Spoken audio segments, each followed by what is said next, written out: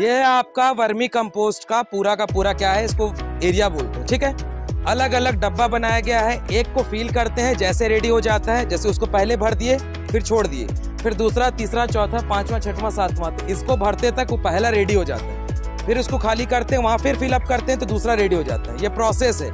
इसमें आपका इसेनिया फेटिडा और इसेनिया एंड्री, ये दो सबसे बेस्ट स्पीसीज रहते हैं वर्मी कंपोस्ट के लिए। तो ये तो एक्चुअल में शायद इसेनिया मेरे को लग नहीं रहा है, हो सकता है इसेनिया ही हो, लाल तो है वैसे।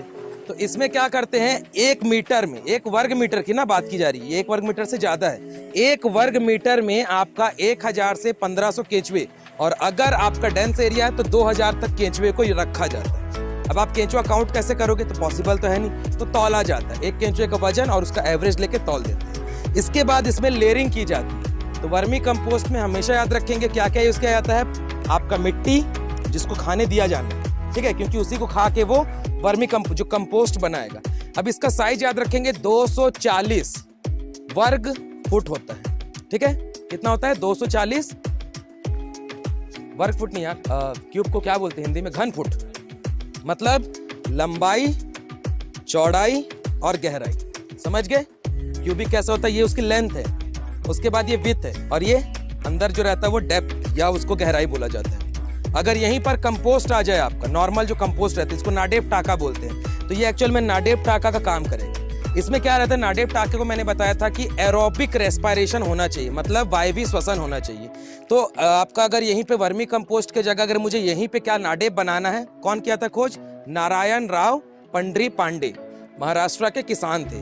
उन्होंने क्या किया कि एक छोटा सा चैम्बर बनाया, इसका आकार होता है 12×5=3, 180 घन फुट, या 12 फीट इसकी लंबाई, 8 फीट इसकी चौड़ाई और 3 फीट गहराई।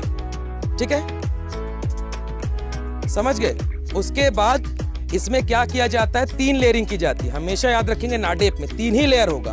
फर्स्ट लेयर जो रहता है वो रहता है बायोडिग्रेडेबल मटेरियल्स का, जिसमें हम प्लांट पार्ट्स को डाल देते हैं या पौधे के हिस्सों को। उसके बाद सेकेंड लेयर पे हम क्या कर देते हैं, रेत को बिछा देते हैं या फिर आपका गोबर। ठीक है, पहले गोबर बिछाएंगे, उसके ऊपर रेत बिछाएंगे, उसके ऊपर गोबर और आपका जो भी पानी रहता है। एक लेयर बना, फिर हम ऊपर में क्या करेंगे, पेड़ पौधों को डालेंगे, फिर गोबर डालेंगे, फिर रेत डालेंगे, पानी, फिर तीसरा लेयर, चौथा लेयर। जब तक ये पूरा फिलअप नहीं हो जाता तब हम क्या करते हैं, उसको भरते रहते हैं। समझ गए। इसको रेडी होने में आपका 3 से 4 महीना लगता है। डिपेंडेंस करता है कि आपका जो टाका है उसमें मटेरियल आप कितना डिग्रेडेबल मटेरियल का यूज कर रहे हो, कितना नॉन डिग्रेडेबल मटेरियल्स का यूज कर रहे हो। क्लियर है। तो ये है वर्मी कंपोस्ट, वो है कंपोस्ट या नाडेप। ठीक है, एनी डाउट। और इसके और भी मेथड है, जैसे कि इंदौर मेथड है, आपका बेंगलोर मेथड है, आपका एडको मेथड है। ठीक है, तो ये सारे अलग अलग मेथड है कंपोस्ट के। जो मेनली 2 मेथड है, आपका वर्मी कंपोस्ट और दूसरा आपका नाडेप कंपोस्ट। ठीक है।